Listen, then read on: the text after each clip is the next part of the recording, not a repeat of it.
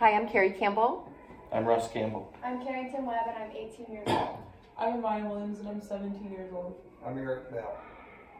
According to the United States Department of Health and Services, roughly 15% of the population has been diagnosed with a learning disorder known as dyslexia. As it is pretty likely that you will encounter a coworker, friend, or even be the parent of a child that has dyslexia, it is important to become educated on what it really is. Contrary to popular belief, individuals with dyslexia are not necessarily less intelligent than the general population. Among the many dyslexia success stories are Albert Einstein, F. Scott Fitzgerald, and even Steven Spielberg. To prepare for the speech, I researched each aspect of the disorder, including how it affects those across different age groups. Today I'm going to inform you on what dyslexia is, how it affects learning, and the coping strategies that can be used for those with this condition. Let's first take a look at the definition of dyslexia. According to the International Dyslexia Association, it is a language-based learning disability or disorder that includes poor word reading, word decoding, oral reading fluency, and spelling. It is important to remember that dyslexia is a neurobiological disorder, which means it occurs in the brain. As you can see from the picture, there are three portions of a typical brain that are activated when a person is reading: the Broca's area, the parieto-temporal area, and the occipito-temporal area. In a person with dyslexia, the only part of the brain that is activated is the Broca's area. Anatomically, these differences create this language-based learning disability. Now that we know the structural brain differences, let's take a look at the functional differences.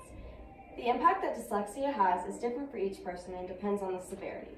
The main difficulty is with reading words as well as difficulty processing and manipulating sounds. Dyslexics also may struggle with organizational skills, planning and prioritizing, keeping time, and concentrating with background noise. Mentally, dyslexia can also affect a person's self-image. Students with dyslexia often end up feeling less intelligent than their peers, which leads to discouragement in continuing their educational path. There's no known way to correct dyslexia, which means that it is a lifelong problem. However, early detection and evaluation to determine specific needs and appropriate treatment can improve success. In the U.S., schools have a legal obligation to help students with dyslexia. Teachers may use techniques involving hearing, vision, and touch to improve reading skills.